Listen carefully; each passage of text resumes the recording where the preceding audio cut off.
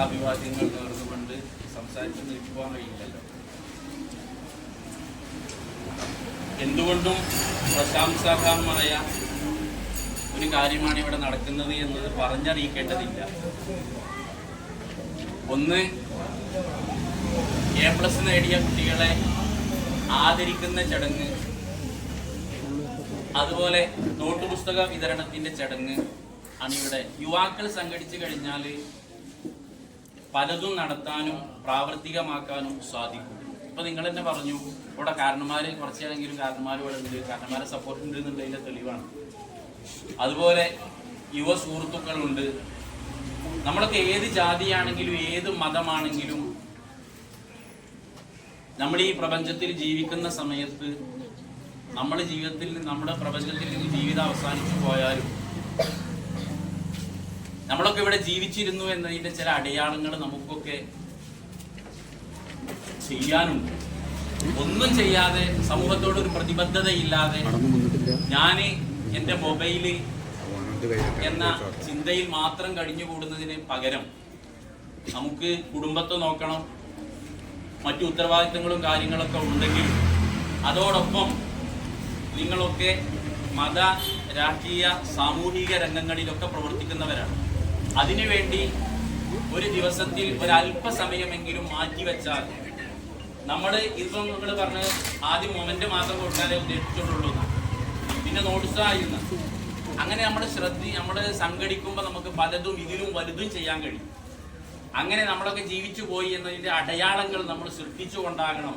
വാളക്കുടയിലും തടത്തിൽപുറായിലും മറ്റു പ്രദേശങ്ങളിലൊക്കെ ബിജോയ് ജീവിച്ചിരുന്നു, അതല്ലെങ്കിൽ ഇതിന്റെ ഹമീദ് കാക്ക ജീവിച്ചിരുന്നു, അല്ലെങ്കിൽ സലാഹു ജീവിച്ചിരുന്നു അടയാളങ്ങൾ കുറെ പേര് കിട്ടുന്ന ആളുകളെ പേര് പറഞ്ഞു എന്നുള്ളതുണ്ട്.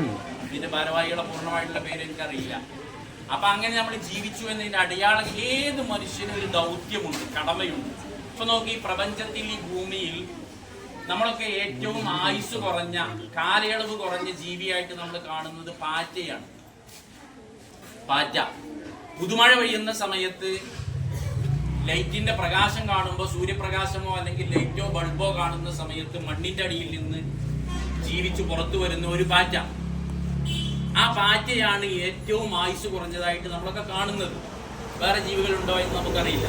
ആ പാറ്റ ഈ മണ്ണിന്റെ ഉള്ളിൽ നിന്ന് വന്ന് കുറച്ച് കഴിയുമ്പോഴത്തേന് തന്നെ അതിന്റെ ചിറകൊക്കെ അറ്റി പറക്കാൻ കഴിയാതെ അപ്പൊ തന്നെ പിന്നെ അത് എഴിഞ്ഞഴിഞ്ഞാൽ നടക്കുക. ആ എഴിഞ്ഞഴിഞ്ഞ് നടക്കുമ്പോൾ അതിന് ഉറുമ്പ് വന്ന് പൊതിയും, ഉറുമ്പ് തിന്നും, അല്ലെങ്കിൽ പല്ലി തിന്നും. ചിറക് അറ്റുപോകാത്ത പാറ്റകൾ പറന്നു കുറച്ച് നടക്കും. അങ്ങനെ വെളിച്ചൊക്കെ വന്ന് ലയിച്ചിട്ട് ഈ കാക്ക വന്നാൽ, കാക്കയും മറ്റു പക്ഷികളൊക്കെ വന്നാൽ അവയെ കാക്കയും ഭക്ഷിച്ച് അവയുടെ ജീവിതം അവസാനിച്ചു പോകും. അപ്പൊ ഇത്രയും കുറഞ്ഞ ഒരു ആയുസ് കാലമുള്ള ഒരു ജീവിയെ ദൈവം തമ്പുരാൻ എന്തിനാണ് പ്രപഞ്ചത്തിലേക്ക് സൃഷ്ടിച്ചയച്ചത്?